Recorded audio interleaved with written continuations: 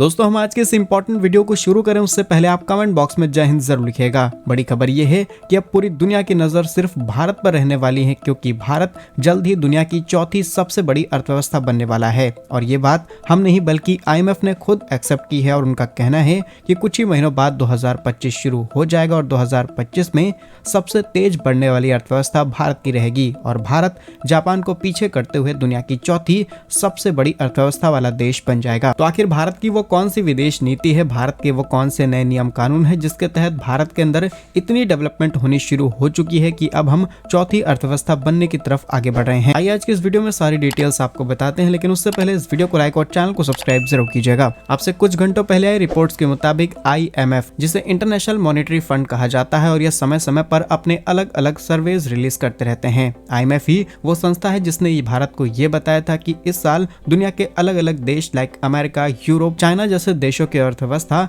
4 से 5% के हिसाब से आगे बढ़ेगी, लेकिन भारत इकलौता देश है जो 7-7.5% की ग्रोथ रेट के साथ आगे बढ़ेगा। वहीं रिसेंटली IMF की तरफ से 2025 में जो टॉप 10 इकोनॉमीज बनने वाली हैं, इनकी एक लिस्ट को पब्लिश किया है। इसमें भारत को 4th नंबर पर दिखाया गया है, जिसका अर्थ यह है कि न केवल भारत बल्कि पूरे विश्व में भारत की ताकत बहुत तेजी से बढ़ते चली जा रही है। और अब IMF के अनुसार 2025 में भारत जापान को पीछे करते हुए दुनिया की चौथी सबसे बड़ी अर्थव्यवस्था वाला देश बनेगा, जहां पर भारत की GDP अगले साल 4.34 ट्रिलियन US$ पहुंच जाएगी। वहीं कंपैरेटिवली जापान की इकोनॉमी 4.31 ट्रिलियन के आसपास रहेगी, यानी कि अब भारत चौथे स्थान पर पहुंचेगा और जापान चौथे स्थान से खिसक करके 5वें स्थान पर आने वाला है। अगर हम टॉप 10 कंट्रीज की बात करें तो आज नंबर 1 पर है अमेरिका, जहां पर अमेरिका की अर्थव्यवस्था 2025 में जिस रफ्तार से आगे बढ़ेगी उसके बाद 29.84 ट्रिलियन US$ पहुंच जाएगी 2025 में। और इस बार भी अमेरिका के अंदर इकोनॉमिक ग्रोथ बहुत अच्छी देखने को नहीं मिलेगी, क्योंकि इलेक्शंस, इसके अलावा वहां के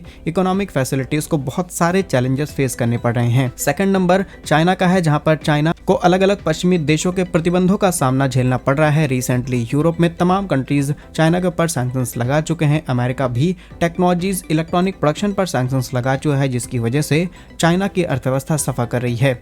लेकिन इसके बावजूद भी 2025 में चाइना की अनुमानित डोमेस्टिक प्रोडक्शन के हिसाब से इनकी अर्थव्यवस्था लगभग 19.79 ट्रिलियन US$ हो जाएगी। तीसरे स्थान पर है जर्मनी। जर्मनी भी अपनी मैन्युफैक्चरिंग और ऑटोमोबाइल इंडस्ट्री के बलबूते पर अर्थव्यवस्था को बढ़ाता है। इस बार भी अगर ये सही समय पर चाइना का फैसला न लेते तो डेफिनेटली इनको भी नुकसान उठाना पड़ता, लेकिन सही डिसीजंस और गवर्नमेंट प्रपोजल्स की वजह से जर्मनी की अर्थव्यवस्था बच गई और जर्मनी की अर्थव्यवस्था भी 2025 में 4.59 ट्रिलियन US$ होने वाली है। भारत की हमने आपको बताया कि GDP 4.34 ट्रिलियन US$ हो जाएगी। दैट मींस कि हम जर्मनी से सिर्फ कुछ आंकड़े पीछे हैं। अगर भारत इसमें भी अचीवमेंट हासिल कर ले, बल्क में प्रोडक्शन शुरू हो जाए और एक्सपोर्ट्स के रास्ते हमारे लिए खुल जाए, तो definitely we are in 3rd position in terms of GDP, जो कि भारत के लिए एक बड़ी उपलब्धि होगी और भारत बहुत कोशिश कर रहा है कि हम 3rd पोजीशन पर आ जाएं। फिर भारत के बाद Japan, UK, France, Brazil, Italy, Canada जैसे देशों का नाम शामिल है। अब इसके पीछे हो रहे कुछ इंपॉर्टेंट डेवलपमेंट्स की बात की जाए तो भारत के अंदर आने वाली FDI यानी कि फॉरेन डायरेक्ट इन्वेस्टमेंट ये कंटिन्यूअसली बढ़ी है,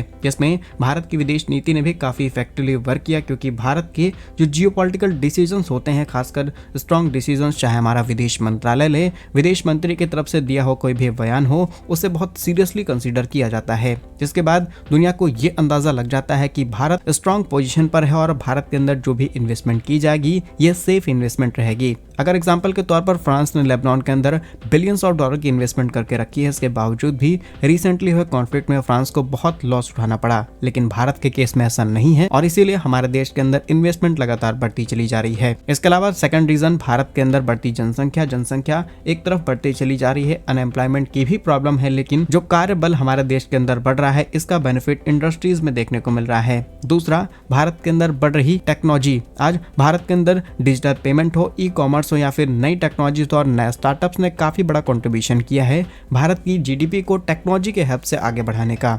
तीसरा, विदेशी निवेश और विदेश नीति, जिसके तहत हम अलग अलग डिसीजंस ले पाते हैं, कंपनीज और कंट्रीज को इंश्योरिटी दे पाते हैं कि हमारे देश के अंदर इन्वेस्टमेंट पूरी तरीके से सेफ रहेगी। चौथा रीजन, भारत सरकार की जो सुधार की नीतियां हैं, लाइक सिंगल विंडो सिस्टम, यानी कि कोई भी देश की कंपनी भारत के अंदर इन्वेस्टमेंट करने आई है, पहले उन्हें बहुत सारे प्रपोजल्स और बहुत सारे अप्रूवल अप्रूवल्स लेने पड़ते थे। लाइक सेंट्रल गवर्नमेंट से अप्रूवल लिया, स्टेट गवर्नमेंट से लिया, फिर लैंड डिपार्टमेंट का अलग से, वाटर, इलेक्ट्रिसिटी, ये सारे अप्रूवल्स लेने के बाद कोई फैक्ट्री या फिर इंडस्ट्री सेटअप की जा सकती थी। लेकिन अब एक सिंगल विंडो क्लियरेंस में बैकएंड में सारी चीजें क्लियर करने के बाद कुछ ही महीनों के भीतर कंपनीज को अप्रूवल मिल जाता है और वो अपनी फैक्ट्रीज इजीली सेटअप कर सकती हैं। लेकिन आज भी ये सिंगल विंडो सिस्टम पूरे देश के अंदर लागू नहीं है, जिसकी वजह से most of the manufacturing plants आपको या तो गुजरात या तो महाराष्ट्र और या तो फिर साउथ इंडिया में देखने को मिलते हैं। And next important reason is Bharat के अंदर जो डोमेस्टिक कंजम्पशन है ये लगातार बढ़ती चली जा रही है।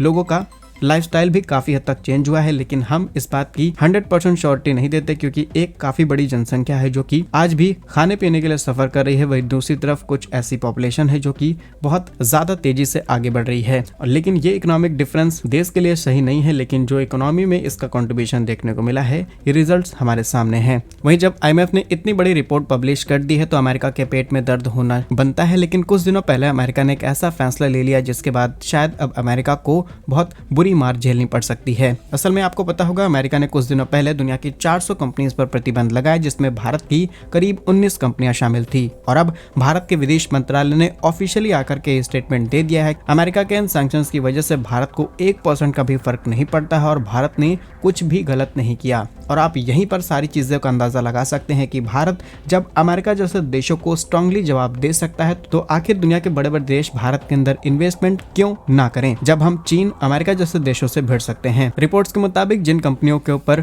अमेरिका की तरफ से रोक लगाई गई है, भारत सरकार का कहना है कि इसमें से किसी भी कंपनी ने भारतीय नियम कानून का उल्लंघन नहीं किया। और इसी चीज को लेकर के सरकार अभी भी अमेरिका के डिप्लोमेट्स के साथ बातचीत कर रही है, जल्द ही इन प्रतिबंधों को भी हटाया जा सकता है। वहीं विदेश मंत्रालय ने अमेरिका को भी आड़े हाथों ले लिया और कहा गया कि जब यूक्रेन और रूस के बीच में युद्ध चल रहा है तो आपने यूक्रेन की मदद की, तमाम तरीके के हथियार भेजे, तमाम आपकी कंपनियों ने मदद की, लेकिन तब दुनिया ने आप पर किसी भी तरीके का सवाल नहीं उठाया। लेकिन जब हमारी कंट्री की कुछ कंपनियां डुअल यूज वाली चीजें रशिया को एक्सपोर्ट करती हैं, तब आप सैंक्शंस लगाने वाले कौन होते हैं। और इन्हीं चीजों पर डिटेल डिस्कशन शुरू हो चुका है दोनों देशों के बीच में। अब नए नए GDP और इकोनॉमी को लेकर के भारत के जो रिजल्ट सामने आ रहे हैं, डेफिनेटली अमेरिका अपने इस कदम को पीछे लेने की तरफ आगे बढ़ेगा। क्योंकि अगर भारत इसी चीज पर अड़ा रहा और अगर भारत इस चीज में जीत गया और अमेरिका ने अपने सैंक्शंस भारत से हटा लिए, तो आप यकीन नहीं कर पाएंगे कि भारत को तीसरी अर्थव्यवस्था बनने से कोई नहीं रोक पाएगा। क्योंकि जियोपॉलिटिक्स ही टोटल लड़ाई पर चलती है और लड़ाई भी उसी चीज पर होती है जिस देश के पास